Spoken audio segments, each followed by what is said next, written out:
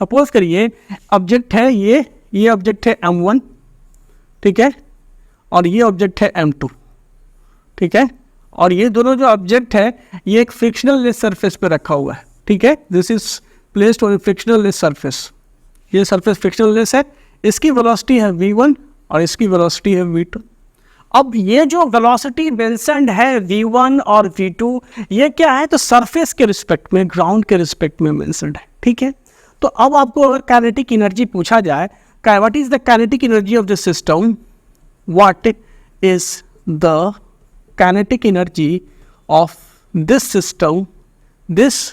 System with respect to centre of mass, ठीक है, centre of मास के रिस्पेक्ट में इस सिस्टम का काइनेटिक एनर्जी क्या होगा, ये अगर आपसे पूछा जाए तो आपको क्या करना होगा, आपको करना क्या होगा कि पहले वेलोसिटी ऑफ सेंटर ऑफ मास निकालिए।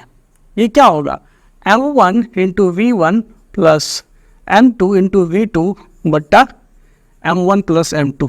मतलब इस दोनों ऑब्जेक्ट का जो सेंटर ऑफ मास कहीं होगा इस बीच में, वो भी v की वेलोसिटी से मूव करेगा। मतलब अगर आप ऐसे कहिए तो इस पूरे सिस्टम को, ये पूरा सिस्टम जो है ये मेरा क्या है, कंप्लीट एक सिस्टम है, और ये वैसे v1 v2 वेलोसिटी से मूव कर रहा है, और इसका जो सेंटर ऑफ मास है वो कितना vcm वेलोसिटी से मूव कर रहा है, ठीक है। तो अब ये जो है जो किसके रिस्पेक्ट में है, ये ग्राउंड के रिस्पेक्ट में है, ग्राउंड के रिस्पेक्ट में। तो velocity of centre of mass ये आ गया। तो जब आप सेंटर ऑफ मास पे जा कर के बैठोगे तो ये जो वेलोसिटी है पार्ट ऑब्जेक्ट 1 का, velocity of 1 with respect to centre of mass क्या आएगा, तो velocity of 1 with respect to centre of mass आएगा velocity of 1 minus velocity of centre of mass. तो वेलोसिटी ऑफ 1 कितना है v1 और minus m1 into v1 plus m2 into v2 by m1 plus m2। ये कितना आ जाएगा, यहाँ से देखो तो ये हो जाएगा m1 v1 और plus m2 v1 minus m1 v1 minus m2 v2 बट्टा m1 प्लस m2। तो यहाँ से देखो m1 v1 कट गया, m2 कॉमन ले लोगे तो ये आ जाएगा velocity of 1 with respect to centre of mass क्या आ जाएगा। तो जब तुम m2 कॉमन ले लोगे तो ये आ जाएगा v1 minus v2 by m1 plus m2, और v1 माइनस v2 को तुम लिख सकते हो m2 into v12 velocity of 1 with respect to 2 by m1 plus m2। v12 क्या है भाई, v12 जो है यहाँ तो तुमने लिखा v12 क्या है, तो velocity of body 1 with respect to body 2 या फिर रिलेटिव वेलोसिटी आप कह सकते हो, v12 ये है। तो velocity of 1 with respect to centre of mass ये आ गया। उसी तरह से जो सेकंड ऑब्जेक्ट है v2, उसकी वेलोसिटी सेंटर ऑफ मास के रिस्पेक्ट में क्या होगी, तो जो v2 है मतलब ये ग्राउंड के रिस्पेक्ट में जो वेलोसिटी है, मैंने सेंटर ऑफ मास का जो ग्राउंड के रिस्पेक्ट में वेलोसिटी है vcm, तो ये हो गया v2 minus m1 into v1 plus m2 into v2 by m1 plus m2। तो ये आ गया कितना, m1 v2 plus m2 v2 minus m1 v1 minus m2 v2 by m1 plus m2। तो देखो यहाँ से क्या चीज़ m2 v2 कट गया, तो ये हो गया m1 और यहाँ से v2 minus v1 by m1 plus m2। तो कहीं ना कहीं इसको लिख सकते हो m1 into v21 by m1 plus m2, ठीक है। तो ये आ गया तुमको इसकी वेलोसिटी v12, ये वेक्टर है, ठीक है, सारे के ऊपर वेक्टर का साइन है भाई, समझ जाओ। तो ये आ गया तुमको इसकी वेलोसिटी, मतलब दूसरे ऑब्जेक्ट की वेलोसिटी सेंटर ऑफ मास के फ्रेम में।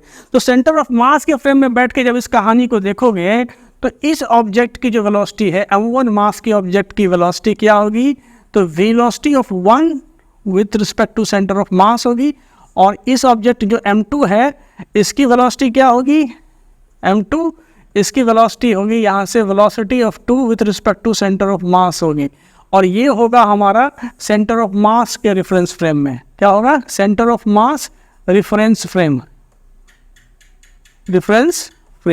तो अब अगर centre of mass reference frame में काइनेटिक एनर्जी कैलकुलेट करो, काइनेटिक एनर्जी जब centre of mass reference frame में कैलकुलेट करो तो क्या होगा, half m1 into V1 CM पे स्क्वायर, ये क्या होता है, स्केलर सम होता है, तो V1 C1 पे स्क्वायर जो 1/2 और m2 इंटू V2 CM, मतलब velocity of 2 with respect to centre of mass पे स्क्वायर।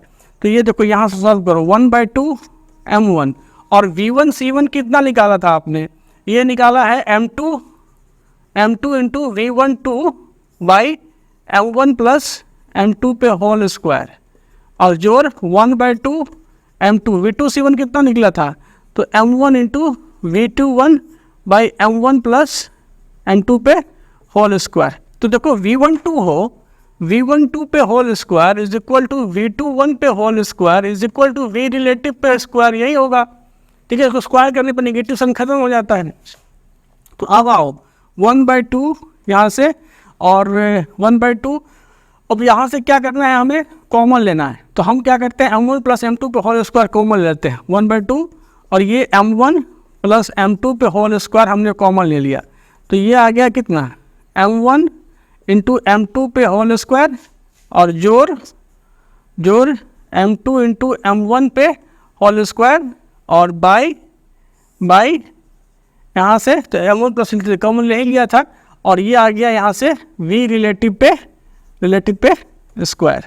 तो ये कितना आ गया, 1/2 m1 प्लस m2 पे स्क्वायर, और यहाँ से देखो तो m1 m2 कॉमन ले लोगे तो ये क्या हो जाएगा, m1 प्लस m2 इंटू यहाँ पे v रिलेटिव पे स्क्वायर।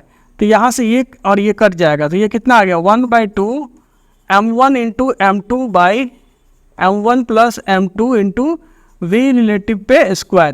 तो ये हो गया kinetic energy of a system with respect to centre of mass. ये क्या हो गया, kinetic energy of a system with respect to centre of mass. क्या हो गया भाई, this is the kinetic energy of system with respect to centre of mass.